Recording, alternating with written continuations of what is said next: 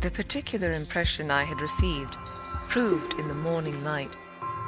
I repeat, not quite successfully presentable to Mrs. Gross, though I reinforced it with the mention of still another remark that he had made before we separated.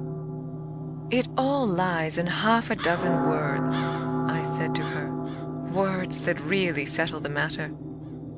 Think, you know, what I might do." He threw that off to show me how good he is. He knows down to the ground what he might do. That's what he gave them a taste of at school. "Lord, you do change," cried my friend. "I don't change. I simply make it out. The four, depend upon it, perpetually meet. If on either of these last nights you had been with either child, you would clearly have understood. The more I've watched and waited, the more I've felt that if there were nothing else to make it sure, it would be made so by the systematic silence of each. Never by a slip of the tongue have they so much as alluded to either of their old friends, any more than Miles has alluded to his expulsion. Oh, yes, we may sit here and look at them, and they may show off to us to their fill. But even while they pretend to be lost in their fairy tale, they're steeped in their vision of the dead restored. He's not reading to her, I declared. They're talking of them. They're talking horrors. I go on, I know, as if I were crazy. And it's a wonder I'm not. What I've seen would have made you so, but it has only made me more lucid, made me get hold of still other things. My lucidity must have seemed awful, but the charming creatures who were victims of it, passing and repassing in their interlocked sweetness, gave my colleague something to hold on by, and I felt how tight she held, as, without stirring in the breath of my passion, she covered them still with her eyes. "Of what other things have you got hold?" "Why, of the very things that have delighted, fascinated, and yet, at bottom, as I now so strangely see, mystified and troubled me. They're more than earthly beauty. They're absolutely unnatural goodness. It's a game," I went on. "It's a policy and a fraud on the part of little darlings, as yet mere lovely babies. Yes, mad as that seems, the very act of bringing it out really helped me to trace it, follow it all up, and piece it all together. They haven't been good. They've only been absent. It has been easy to live with them, because they're simply leading a life of their own. They are not mine. They are not ours. They're his, and they're hers." "Quince and that woman's?" "Quince and that woman's. They want to get them." Oh, how at this poor Mrs. Gross appeared to study them. "But for what?" "For the love of all the evil that in those dreadful days the pair put into them, and to ply them with that evil still, to keep up the work of demons, is what brings the others back." "Laws," said my friend under her breath. The exclamation was homely, but it revealed a real acceptance of my further proof of what, in the bad time, for there had been a worse even than this, must have occurred. There could have been no such justification for me as the plain assent of her experience to whatever depth of depravity I found credible in our brace of scoundrels.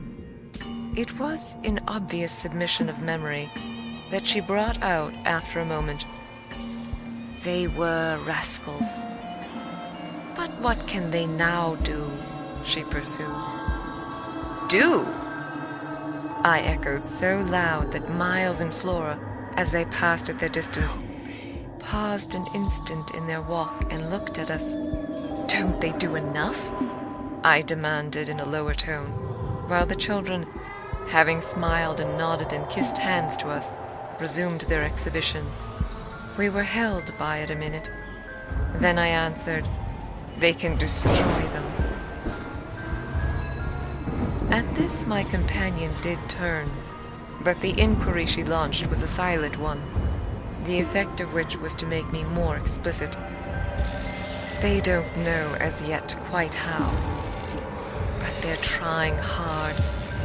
They're seen only across, as it were, and beyond, in strange places and on high places, the top of towers, the roof of houses, the outside of windows, the further edge of pools. But there's a deep design on either side to shorten the distance and overcome the obstacle, and the success of the tempters is only a question of time. They've only to keep to their suggestions of danger. For the children to come and perish in the attempt."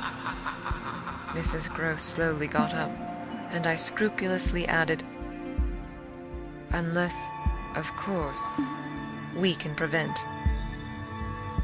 Standing there before me while I kept my seat, she visibly turned things over. "Their uncle must do the preventing. He must take them away." "And who's to make him?" She had been scanning the distance, but she now dropped on me a foolish face. "You, miss? By writing to him that his house is poisoned and his little nephew and niece mad? But if they are, miss, and if I am myself, you mean? That's charming news to be sent him by a governess whose prime undertaking was to give him no worry." Mrs. Gross considered, following the children again. "Yes, he do hate worry. That was the great reason why those friends took him in so long." "No doubt, though his indifference must have been awful. As I'm not a fiend, at any rate, I shouldn't take him in." My companion, after an instant, and for all answer, sat down again and grasped my arm. "Make him, at any rate, come to you." I stared. "To me?" I had a sudden fear of what she might do. "Him? He ought to be here. He ought to help." I quickly rose, and I think I must have shown her a queerer face than ever yet. "You see me asking him for a visit?" No, with her eyes on my face, she evidently couldn't. Instead of it even, as a woman reads another, she could see what I myself saw, his derision, his amusement, his contempt for the breakdown of my resignation at being left alone, and for the fine machinery I had set in motion to attract his attention to my slighted charms. She didn't know, no one knew, how proud I had been to serve him, and to stick to our terms. Yet she nonetheless took the measure, I think, of the warning I now gave her. "If you should so lose your head as to appeal to him for me." She was really frightened. "Yes, miss?" "I would leave on the spot. Both him, you, and